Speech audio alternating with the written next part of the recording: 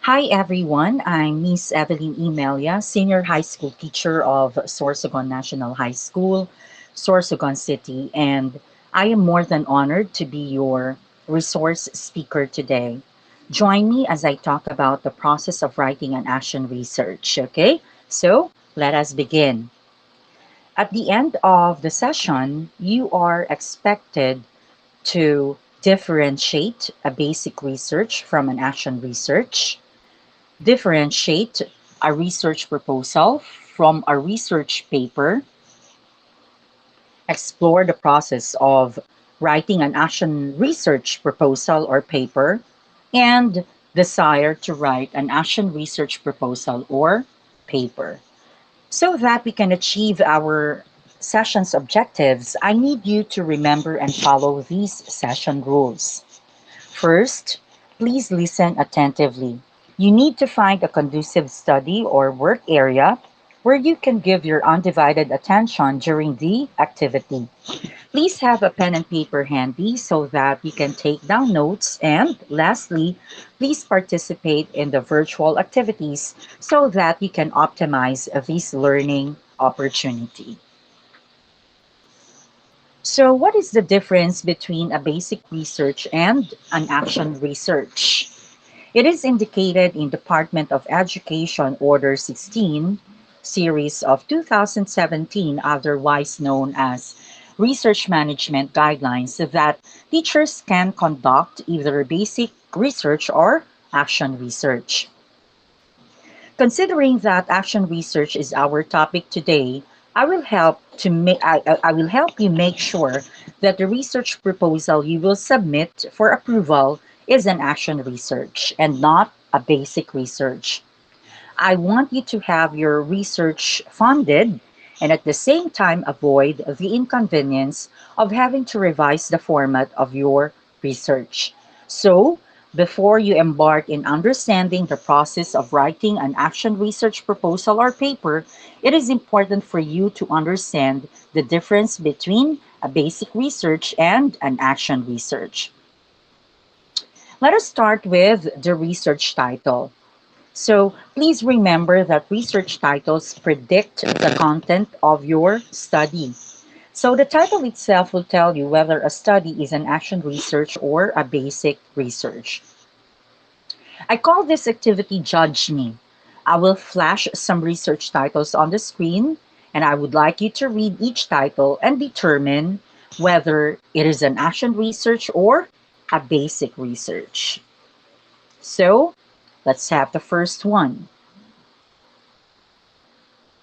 I'll give you a few seconds to determine if this title, Teacher's Teaching Style on Students' Motivation, is a basic research or an action research.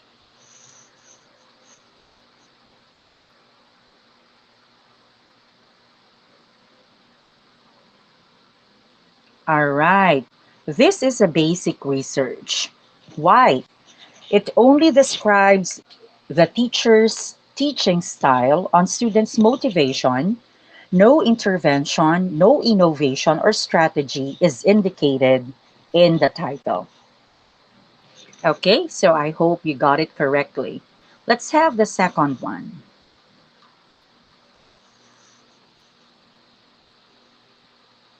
So is this a basic research or an action research? This is an action research. It involves differentiated instruction as a strategy in teaching English for grade 4 classes. Okay, so let's have the third one. Effects of professional development on teachers on the student performance in the National Achievement Test. Is this a basic research or an action research? This is an action research. It uses professional development as a strategy in improving the student's performance in the National Achievement Test. Okay, so let's move on. Let's have the fourth one,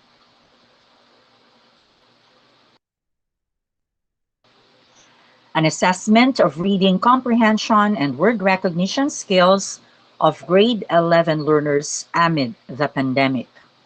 Is this a basic or is this an action research? This is a basic research. It only measures the reading skills of grade 11 learners. There is no intervention mentioned in the title that would improve the skills of the students. And of course, let's have the last one.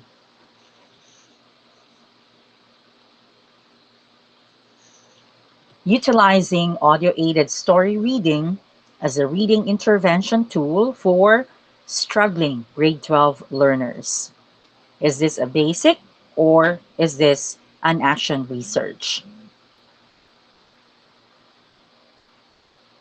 This is an action research. It uses audio-aided story reading as an intervention. Okay, so how did you fare in our pre-test? If you got 4 or 5, great job. If your score is 1 to 3, well, don't worry. This session will help you know more about action research.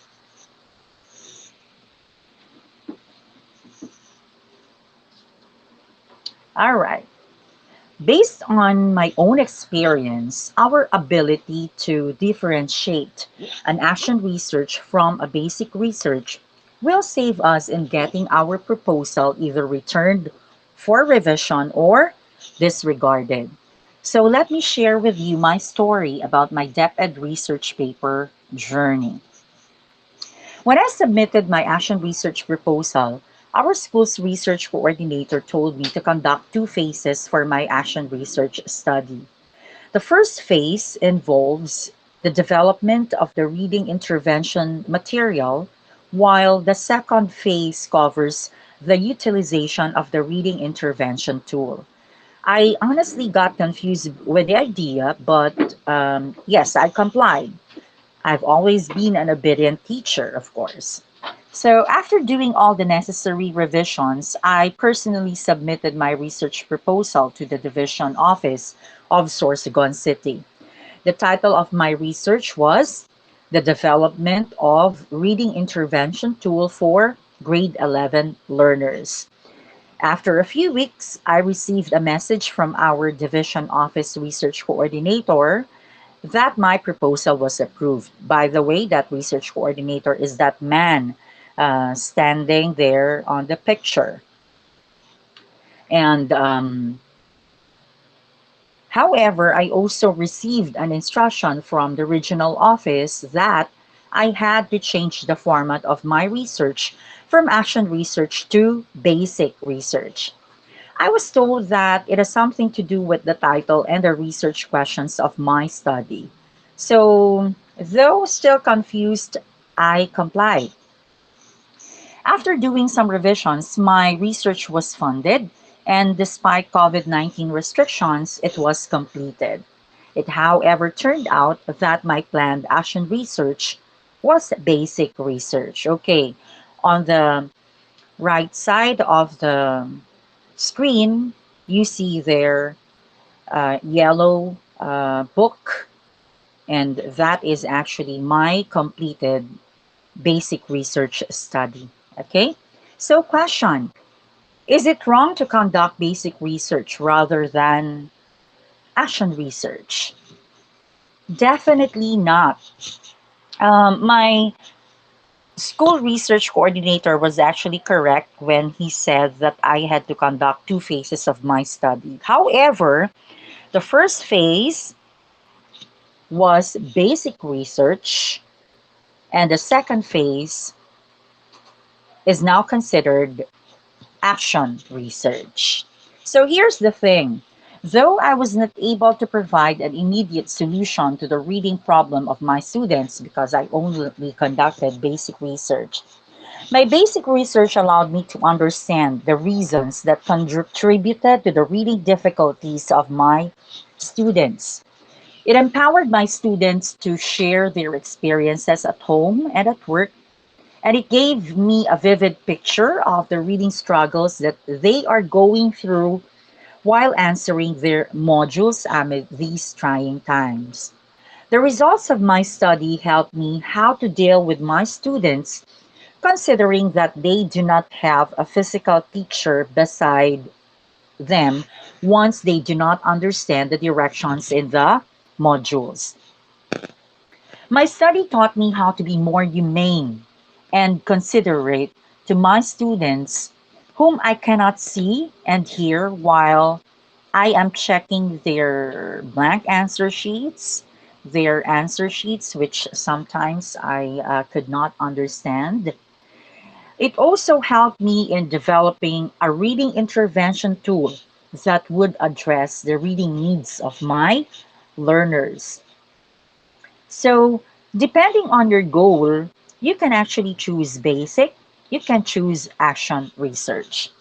As of today, I am now working on the second phase of my study. Yes, that is action research. And in fact, I will be utilizing the developed reading intervention tool for my doctoral dissertation.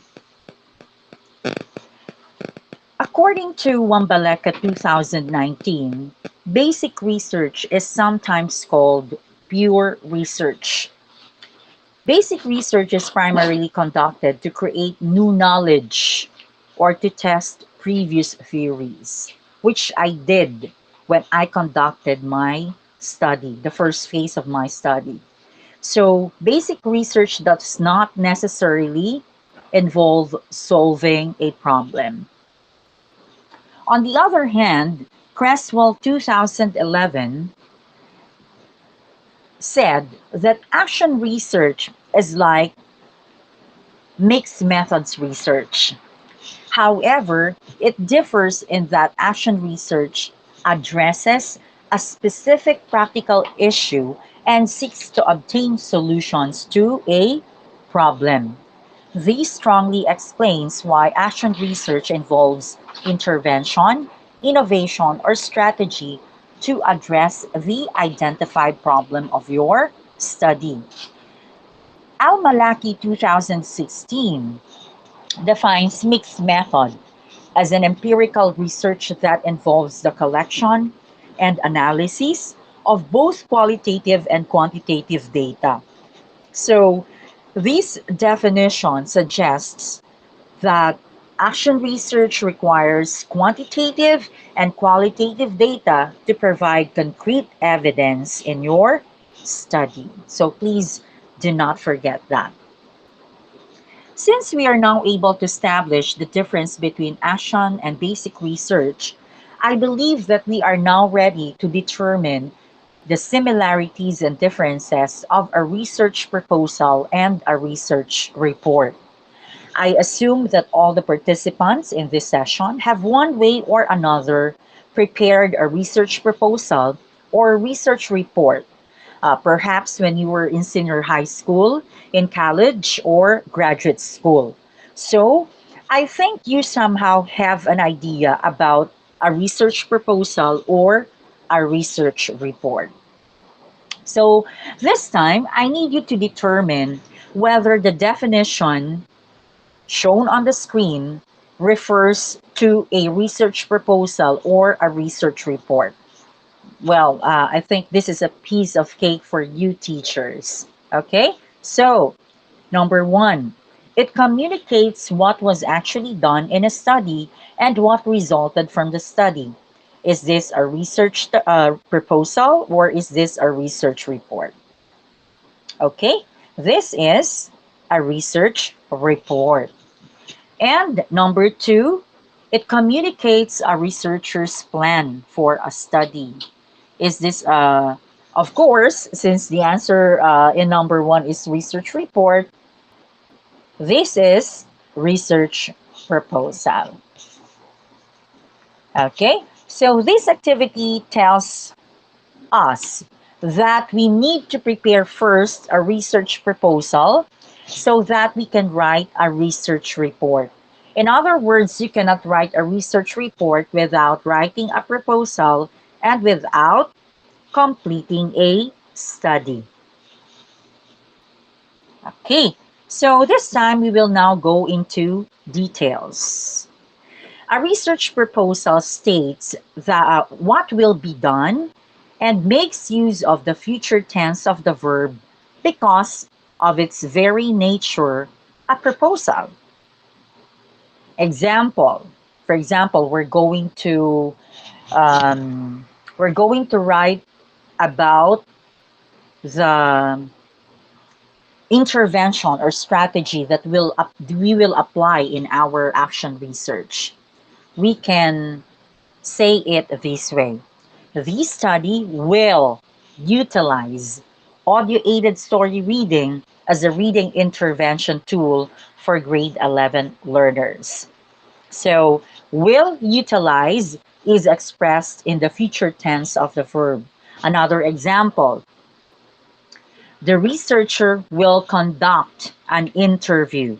Okay? Will conduct is expressed in the future tense of the verb. Okay? So please do not forget that.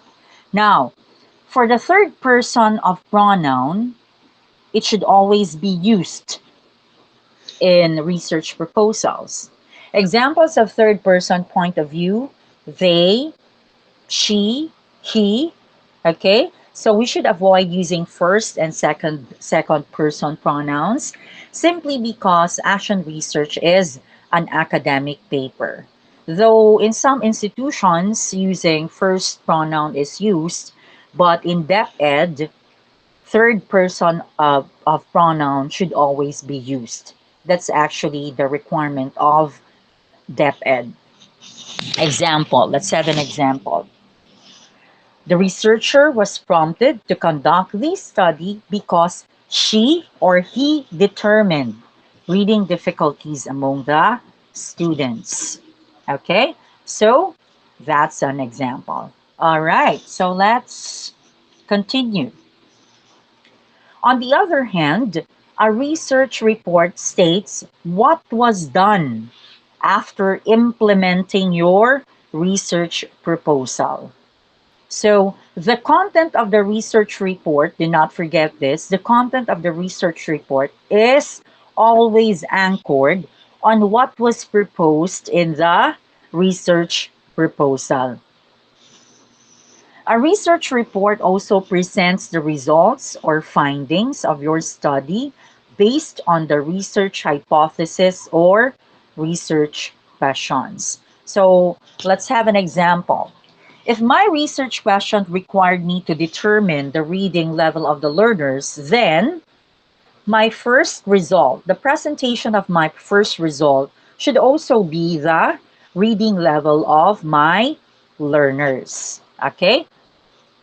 Next, it presents the discussion and implication of the findings of the study. So, for instance, since I determined that the reading level of my learners are in the grade 9 level, okay, and yet they are already grade 11 learners, I may discuss that the learners are not ready for their reading tasks. That is actually the implication in my study. The learners are not yet ready for their reading tasks in senior high school. And in order to strengthen the result of my study, I have to relate my discussion to pertinent literatures in the presentation or in the discussion and implication of the findings of my study. And of course, it is written in the past tense because it describes what you did as a researcher. If research proposal is written in the future tense, then research report is written in the past tense. And similar to research proposal, the third person of pronoun is used in research report. So please always bear that in mind. And yes, before we proceed to the next part of our topic, please always remember that all sections of a research proposal or a research report should be consistent with one another. So, if you're planning to write your research proposal and paper, you have to take note of the major parts. Let's begin with the first part, the first major part, context and rationale. This provides the description and context of the study and the reason for conducting it. Here, you show the we show how the results could be used in action planning. You may also include review of related literature, which focuses on key issues which underlie the action research. You can also include the general conclusions about related action research papers and what research still needs to be done. Okay? So that's about context and rationale. You can also, by the way, you can also include the knowledge gaps, that what knowledge gaps remain that your study will aim to fill. So let's have an example. Similar to basic research, we can present the background of our study from the global, national, down to the local setting. So in my research proposal, I used the result of my basic research. I'm actually referring to my action research proposal, which I am working on right now.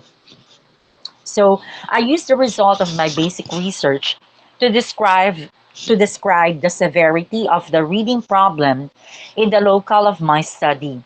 I also discussed that struggling readers do not benefit from regular classroom instructions simply because they do not have the capability to recognize the words and understand the text. Then I provided a discussion that though several studies were conducted to gauge the reading profile of learners in the elementary and junior high school level, no related researches in the locale of the study were conducted to develop a reading intervention tool for grade 11 learners. Okay, so let's have the next major part of an action research. Of course, we have the research questions. So, research questions identify the problems which will be addressed by the research in terms of investigating and testing an idea. Let us have an example. What is the reading profile of the grade 11 learners in the pretest in terms of letter A, word recognition, and letter B, comprehension? So, with this research question, it will help me in determining the reading problem of the learners in terms of word recognition and comprehension. And that is by using a pretest.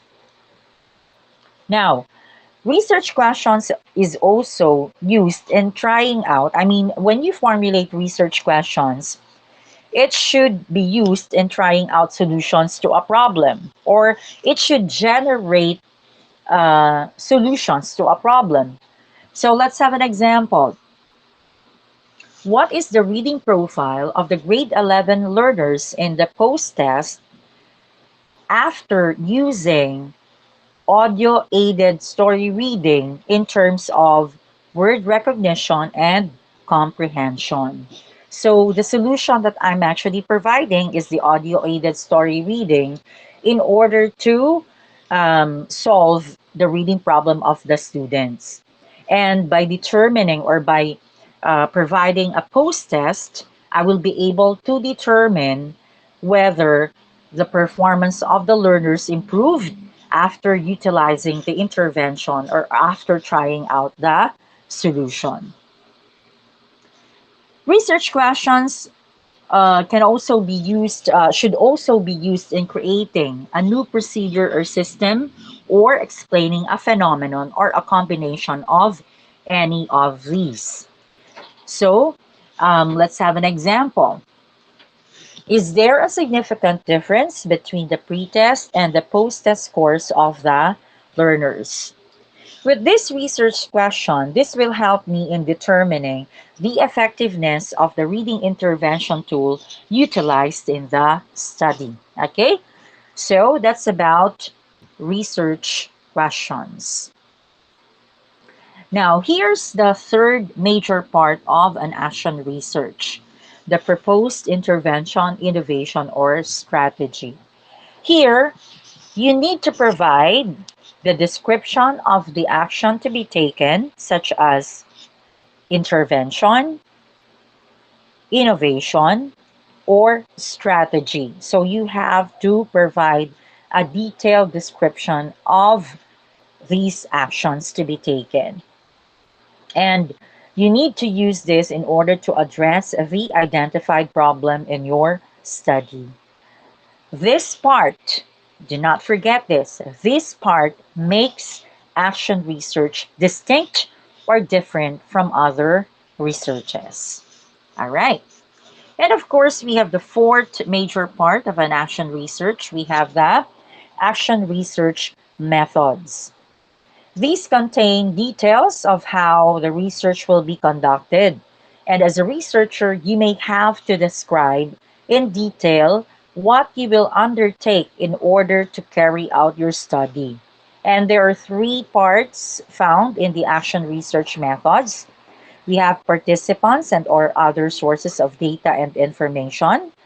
We also have data gathering methods, and we have data analysis plan. So let's discuss each of these parts. Let's begin with the participants and other sources of data and information. So these are the details about who will participate in the research. Here, you have to identify your respondents without necessarily providing their names. Will they be your students, your co-teachers, your school heads? But please always, always protect the identity of your respondents. That's part of research ethics. And also, it shows here that you can indicate how will the sample or how will your participants be selected and recruited. Okay? So for the data gathering methods, let's go back. On how will the sample be selected and recruited, before I forget, this pertains to your sampling method. So since teacher action research normally pertains to problems encountered in the classroom, then you can use purposive sampling. According to Wambaleka 2019, participants are purposively selected because they meet the selection criteria, they have knowledge on the research topic, and they are willing to share truthfully what they know. Bear in mind that your respondents or participants should voluntarily participate in your study. So you have to inform your students that you are conducting a study. You have to inform your co-teachers. You have to inform your school heads. You have to inform anyone who will be participating in your study, and you have to get their informed consent. Okay, that, like I said, that is very important, and that is part of research ethics. So let's proceed to the data gathering methods. These provide the various instruments and procedures for data collection, and for data collection should be outlined and extensively discussed. So your research instrument should be appropriate to the data needed for your research questions. Example, if you would like to determine the reading profile of the students, or in my case, since I wanted to determine the reading profile of my students, I will use pretest so that I can gather data about the reading profile of my students. I will ask them to take the pre-test that would determine their reading profile in terms of word recognition and comprehension. And to gauge the effectiveness of my intervention, innovation, or strategy, of course, I will ask my students to take post-test. Okay, so in that manner, I will be able to gather, I will be able to determine the effectiveness of the intervention by gathering the improvement, whether it will improve or not, or improvement of the performance of my students. And yes, let's have the data analysis plan. In the data analysis plan, you have to, this indicates how the data will be analyzed and reported. Your data analysis should be parallel to your research questions. For example, to identify the reading profile during the pretest and post-test, I can use the Phil Erie reading assessment tool, which uses frequency and percentage. So that is how I will um, analyze the data gathered in the pretest. Now, to determine if there is a significant difference between the pretest and the post-test results, I will need to use a statistical tool. And I believe that is chi-square test. Now, if we are not confident about statistical analysis, we can always consult our mathematics teachers, our friends statisticians. I am sure that they are always more than willing to help. Our limited knowledge in statistics should not restrict us from conducting research studies.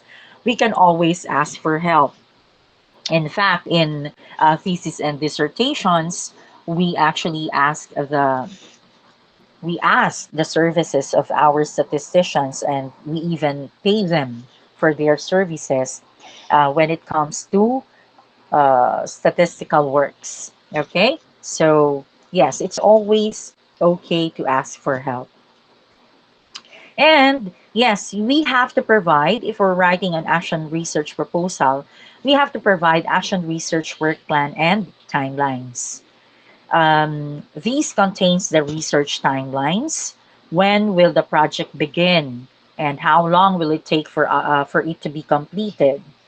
Let us say in one semester, will it take you 3 months? Will it take you 6 months to complete the study? You have to indicate that in your work plan and timeline. So it also provides your time estimates for each step in the research process, the days, the weeks, and yes, you can use the Gantt chart for this purpose. Shown on the screen is an example of a Gantt chart. And yes, since you are going to submit an action research proposal, you have to provide your cost estimates. If you wish your proposal to be funded by Basic Education Research Fund, then this is very important. So it provides a detailed research cost broken down per research task, activity, or deliverable reflected in your work plan. And cost estimates, for cost estimates, you should provide the cost estimates and financial report. I'll show you examples for these. Okay, so for the cost estimates format, I have here 5 columns. In the first column, uh, I indicated the activity, and the activity is the administration of p-test. Second column, this is description. So you have to provide the description of the material which you need in your study. And of course, the quantity. So here I needed 20 pieces. Price, that's the price for each for each copy of the text and the total amount. So since I need 20 pieces and the price is 2 pesos each, I need a total amount of 40 pesos for the copies of the text. And in the third row, I indicated there the meals. So there are 21 participants in the pre-test. So I have indicated there 21 pieces. For the price of meals, that's 100 pesos each. So since I have 21 pieces, that's the total amount is 2,100. So do not forget that if, for example, you are going to spend for travel, you have to support it with travel order and certificate of appearance. And if you need to spend for meals, you have to support it with receipts and attendance sheet from the participants. Okay? Then here, let me show you the financial report. Financial report has three columns. For the first column, we have the activity. Second column, we have the cash out, and we have third column for the balance. So for the first activity, I have here basic education research fund grant. So since for example, I will receive 10,000 pesos, I'll put that in the balance section. Okay. Now, for the first activity, I have here crafting and preparation of research paper proposal. Since I need 1,000 pesos, I have to put that in the cash out, which means that I have to spend 1,000 for that particular activity. And since I already spent 1,000, the balance is 9,000. The same goes with the second activity, which is travel to Region 5 office for the regional office, 5 for the submission of the revised research paper for evaluation. So it also costs me 1,000 pesos, and 9,000 less 1,000, that's 8,000. So this is only an example of a financial report. By the way, this is taken from still from DepEd Order 16 series of 2017. So you also have to indicate your plans for dissemination and utilization. Here, you will indicate how the results of the action research will be disseminated and utilized. So Section 8 of DepEd Order 16 series of 2017 provides that dissemination and utilization of research results are crucial in the achievement of learning outcomes and improve teaching and learning and governance processes in schools, schools division offices, regional offices, and central office. In the school level, with the full support of the school head, teachers will utilize and disseminate their research through existing mechanisms. So we can make use of learning action cells, in-service trainings, school governing council, enhanced school improvement plan, or school report card. So in my case, I was able to present my study in our in-service training. If you wish to publish it in a research journal, or if you wish to present your paper in a research conference, Section 6B of DepEd Order 16 series of 2017 indicates that your paper is co-owned by you as the author and by DepEd. So in writing, you have to ask for a permission.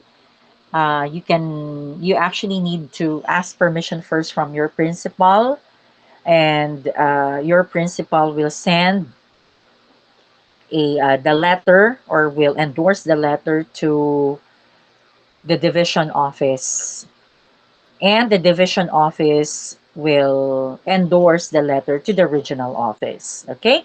During the presentation, you have to acknowledge Basic Education Research Fund as the funding source of your study. So when I presented my study, because I presented my study in Maestra Research Congress 2021, I did the same. I sent a letter of request to the regional office and in return, I received an approval. So let me show you a format for the plan for dissemination and utilization. Okay, so it has 5 columns. For the first column, we have the objectives. Second, we have action to be taken. Third column, person or persons responsible. The fourth column is the target date, and the fifth is the level. Okay, so let's have the example. So for the first objective, share and report the findings of the study. So the action to be taken, present the research report through in-service trainings. Of course, I'm the ones responsible for that. Target date was March 15, 2021. So the level of the presentation is school level. Okay. Then submit an abstract for publication of the study. Yes, you can also do that. A same person responsible, that's me. Target date, I did not indicate it, but yes, we can indicate the date there. I actually wanted to present or submit an abstract for publication of the study in the national level, which I did because I submitted the abstract to Maestro Research Congress 2021. Then for the second objective, implement the proposed reading intervention tool. So since I only conducted a research study, a basic research rather, I have to write or submit an action research proposal. And my target date was November 2021, but I had a change of plan. So like I mentioned earlier, I'm now working on my doctoral dissertation, and that is an action research. Okay, so we have references. This provides the in-text of work and references. So guys, whatever in-text citations you indicated in the body of your paper should also be reflected in the bibliography or reference section of your paper. That is very important so that you can avoid plagiarism. Okay, so always bear that in mind. Okay, so here, let me show you the guide for appraising action research proposals. This is actually very important. When I submitted my action research proposal, I made sure that I I was able to read the content of this guide for appraising action research proposals. This is actually very beneficial. So let's have a look of this guide. So for the first main criteria, your action research will actually be evaluated in terms of the rationale of your study. And the rationale of your study will get a maximum of 30 points. Okay? So there are two sub criteria for the rationale. We have the content and we have the proposed intervention, innovation, and strategy. For content, it gets 15 points, and the proposed intervention, innovation, or strategy gets 15 points. Now, how will you get 15 points for this criteria? So, in order for you to get 15 points, the nature, extent, and salience of the identified problem or issue should be comprehensively discussed.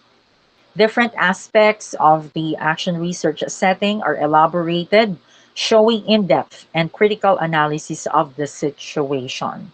So, please take note of these so that you will get 15 points.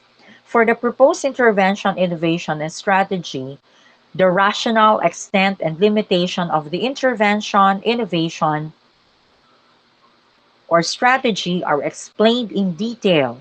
Its plausibility as a way to address the problem or issue is given support. Okay?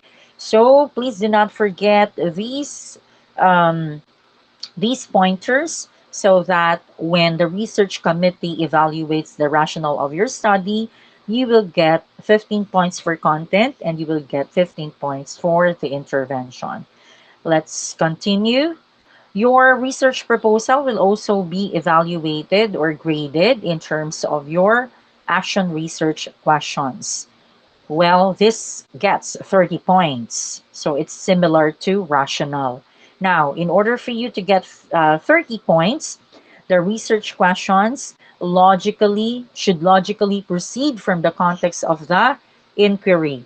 It clearly relates to the identified problem or issue and conveys the desired change or improvement. So, um, bear that in mind so that you will get 30 points for action research questions. And of course, the next criteria is your action research methods. So like I said earlier, action research methods has three parts and each part has an equivalent 10 points.